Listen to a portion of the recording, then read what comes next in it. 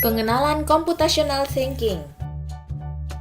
Hai teman kece, coba tebak apa artinya Computational Thinking atau berpikir komputasional? Adakah yang bermata jeli dan melihat kata komputasional di sini? Jadi mungkin ada hubungannya dengan komputer ya? Iya, betul sekali. Jempol buat kamu yang sudah menebak dengan benar. Berpikir komputasional adalah proses berpikir untuk menyelesaikan masalah dengan efektif dan efisien. Dalam ilmu komputer, proses berpikir ini dilakukan sebelum mulai menulis coding atau pemrograman. Jika sudah direncanakan dengan baik, maka coding yang ditulis akan sesuai dengan kebutuhan dan dapat diselesaikan dengan cepat dan tepat. Tapi ternyata berpikir komputasional juga bisa dilakukan tanpa komputer dan tanpa internet loh. Malah sebenarnya kita pun sudah menerapkannya dalam kehidupan sehari-hari. Mulai dari menggosok gigi, mencatat ringkasan pelajaran, hingga menyiapkan tas untuk sekolah besok. Wah, kalau kita sudah bisa menerapkannya setiap hari, berarti kita semua sudah mahir dong. Eits, belum tentu. Contoh-contoh tadi kan menerapkan berpikir komputasional pada masalah yang sederhana. Masih banyak nih masalah yang lebih kompleks, seperti misalnya mengatur keuangan bulanan, apa yang harus dilakukan kalau kamu tersesat di tempat baru, hingga memilih jurusan dan karir. Lalu yang lebih penting lagi, ketika kamu dewasa nanti, kamu akan menghadapi era industri 4 dan bahkan 5.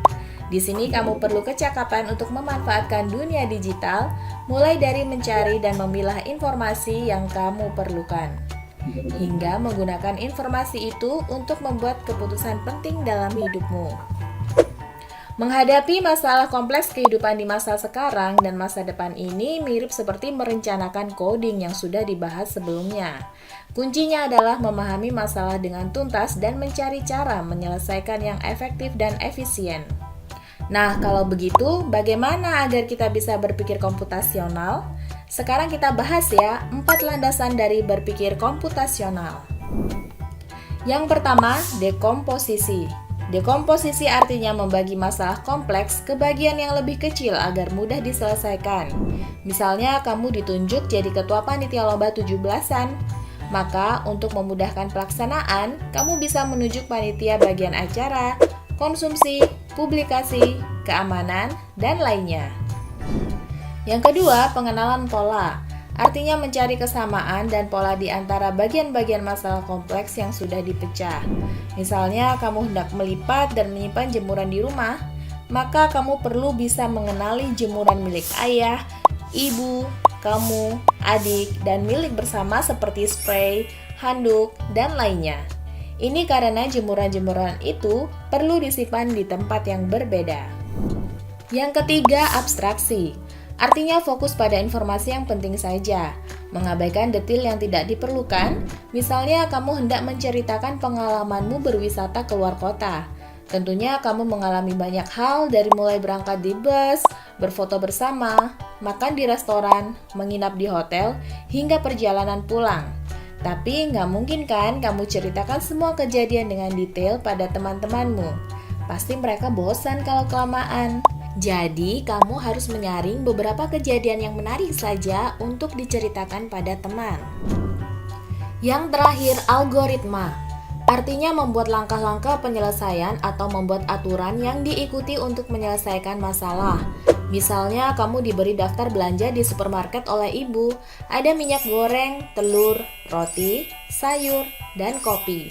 Lalu kamu harus buru-buru karena ibu sudah mau memasak dengan minyak goreng itu.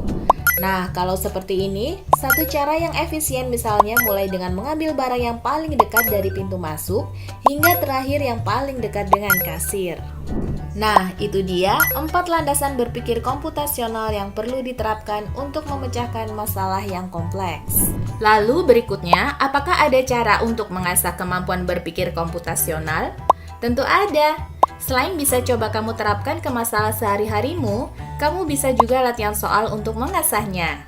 Misalnya, gurumu akan memberikan soal-soal computational thinking di mata pelajaran matematika, bahasa Indonesia, dan IPAS dalam kurikulum mereka.